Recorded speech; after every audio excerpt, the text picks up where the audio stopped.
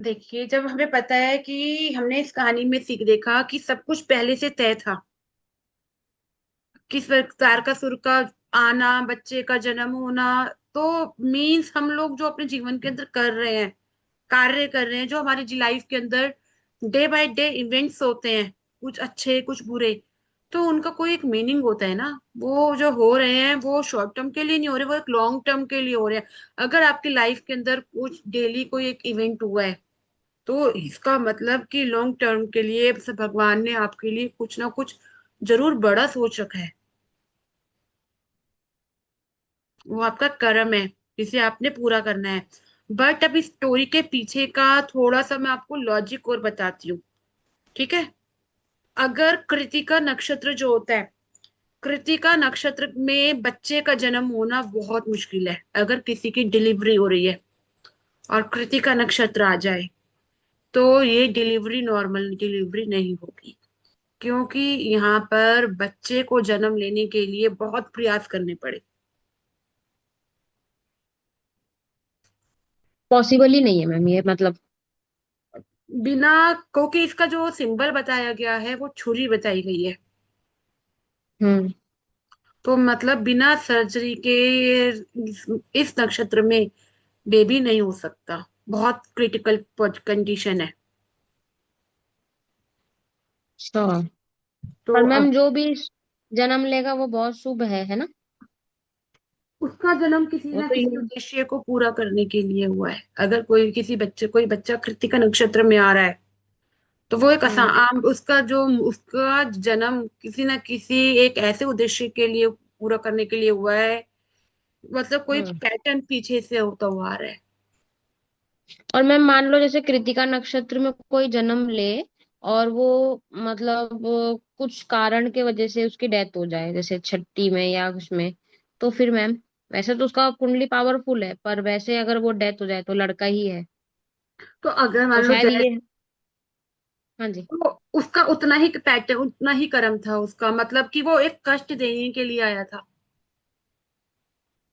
अच्छा, क्योंकि मैम मतलब मुझे ये समझ में नहीं आता, जैसे आप तो गुरु हैं, आप बता सकते हैं कि मैम जैसे मान लो बच्चा। मैं आप ही की तरह एक इंसान हूँ, मैं गुरु नहीं हूँ, मैं आप ही की तरह एक इंसान हूँ। बट मुझे आपको पढ़ाना अच्छा लगता है, स्टोरीज क्लियर करनी अच्छी लगती है।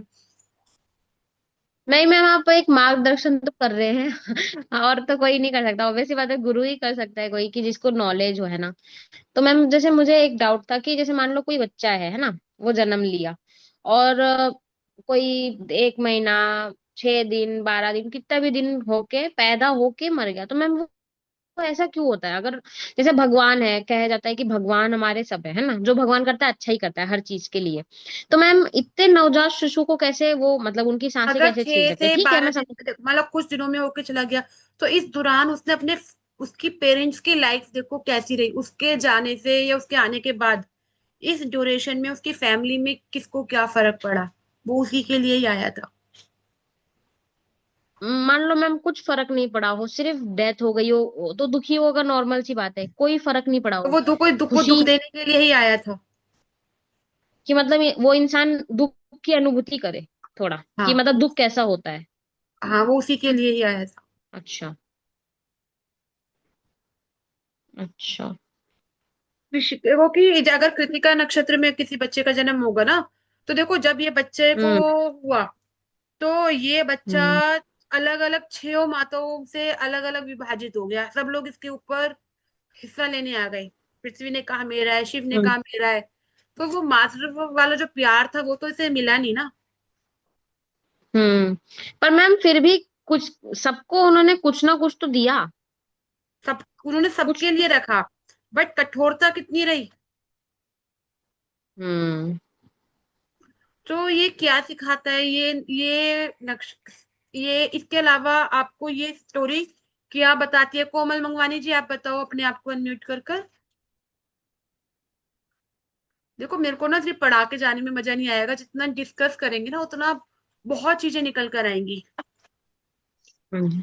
मैम दूसरा ये भी चीज बताई जाती है कि आप कितना फेस करने में सक्षम हो किसी चीज को। हम्म।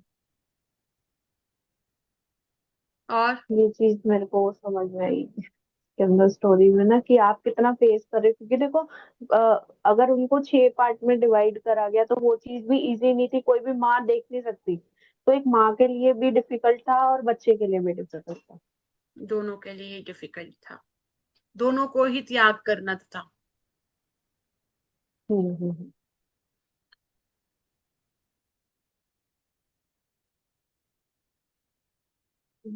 क्या इस नक्षत्र में कुछ अच्छे कार्य किए जा सकते हैं? Yes ma'am, obvious. क्योंकि बेस्ट। इसमें मतलब आप ऐसी चीजें कर सकते हो कि जैसे जो आपको लॉन्ग टर्म के लिए पावरफुल करना हो कुछ चीज, जैसे मतलब मे बी, मतलब मेरे हिसाब से, मुझे इतना ज्ञान तो है नहीं, बट मेरे हिसाब से जैसे आप डिफेंस चीजें, जो डिफेंस की चीजें होती हैं जैसे कोर्ट कचहरी वगैरह या कुछ, तो इसमें आप शायद कर सकते हो इसमें काम। इसमें जैसे कोर्ट केस कचहरी वगैरह का अगर आपको उसका सॉल्यूशन चाहिए, वो कर हाँ। सकते। हाँ, और क्योंकि कट डिफेंस में करने कोई का है, है। विभाजित हम्म। करने का है। अगर इस नक्षत्र में अगर मान लो कोई आप ऐसे चीजें जो चीजें खत्म करना चाहते हो, करने के लिए हाँ, नहीं, वही। ट्राई करने के लिए नहीं करोगे, जिसे आप हम्म। फिनिश हो, जैसे मान लीजिए किसी का डिवोर्स केस चल रहा है, किसी का कोर्ट हम्म। केस चल रहा है, उसे आप चाहते हो वो खत्म हो जाए, तो उसके लिए आप इस हम्म। नक्षत्र को यूज कर सकते हो, अप्लाई कर सकते हो। इस नक्षत्र में उनके लिए स्पेल कास्टिंग्स कर सकते हो। जैसे हमारी आर्मी अगर इस नक्षत्र में मे बी लड़ाई करने जाए, लड़ाई करने जाए तो वो जीत के आएंगी। वो जीत कर आएगी। हम्म। मार धाड़ वाले कार्य जितने भी हो इस नक्षत्र में किए जा सकते हैं, स्टार्टिंग की जा सकती है, जो इसमें हाँ। उग्र हो, हम्म। और क्रोध हो। मैम इस नक्षत्र का स्वामी कौन है? ये सूर्य देव इसके वो है, ग्रह हैं, और अग्निदेव इसके स्वामी है, अच्छा। जो कि अग्नि का कार्य भी कर सकते हैं मे बी। हाँ अग्नि। अब देखो अग्नि से मैं थोड़ा सा और समझाती हूँ। हम्म। अग्नि का काम क्या होता है? किसी चीज को स्वाहा करना या किसी चीज को शुद्ध करना। किसी चीज को शुद्ध करना या किसी चीज को सुहा करना। शुद्धिकरण के लिए क्या आवश्यक है? मतलब मैम। किसी भी चीज को जब शुद्ध किया जाता है तो उसे पहले डिमोलिश किया जाता है, बहुत सारी प्रक्रियाओं हाँ। से किया जाता है। सोना भी जब निकल कर आता है जब वो तपता हाँ, जब उसकी इम्प्योरिटीज हटती है। है। तो अग्नि क्या करती है? इम्प्योरिटी हटाती है। इम्प्योरिटी हटा के आपको शुद्ध करती है। बट इस दौरान जब वो इम्प्योरिटी हटती है तो कितना कष्ट होता है। तो होता ही है। ठीक है, तो ये ही जीवन का सत्य है, यहाँ पर इसे आप समझ लो हम्म। कि अगर आपके जीवन के अंदर बार बार परेशानियां आ रही हैं, ठीक है, हम्म। और आप फिर बार बार खड़े हो रहे हो, तो मतलब कि आप अपनी लाइफ के अंदर क्या हो रहे हो? तप रहे हैं। तप रहे हो, और तप कर आप सोना बनोगे। अगर हम्म। कुदरत आपको बार बार मौका दे रही है और आप उस तप से बाहर निकल रहे हो, तो आप तप तप कर सोना बन जाओगे। इसलिए हार नहीं माननी। अग्नि आपको सोना भी बनाती है और अग्नि सुहा भी कर देती है, खत्म भी कर देती है। हम्म। ठीक है।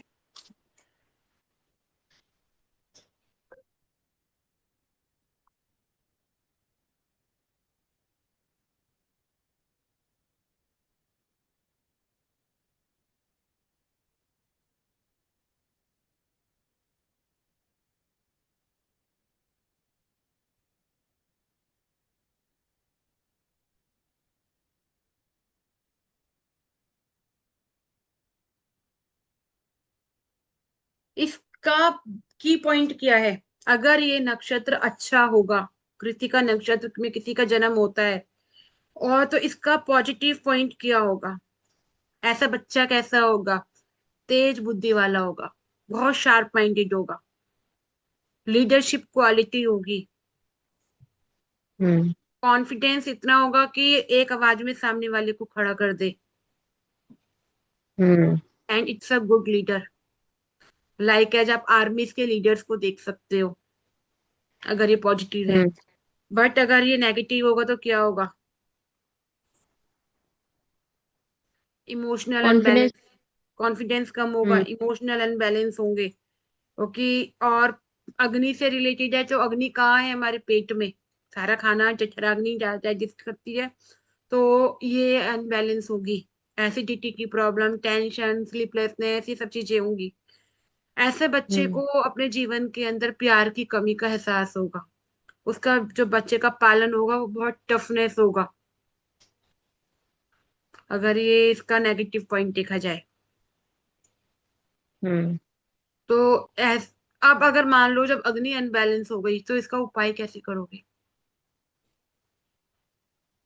इसका सूर्य देव से रिलेटेड कर सकते हैं। जी, वेरी गुड। सूर्य देव की, भगवान की प्रार्थना करो, उनके मंत्रों का जाप करो। मंगल भी शायद कर सकते, क्योंकि मंगल भी कुछ परसेंट अग्नि का ही कारक है ना। यस। हम्म। समझ में आ गया? Yes ma'am. अगर इमोशनल अनबैलेंस है, हम देख रहे हैं कि ऐसे बच्चे जब सूर्य की गर्मी ज्यादा हो गई या जीवन के अंदर हम्म। भावनात्मक इमोशन अनबैलेंस हो गई, तो उस समय क्या होता है?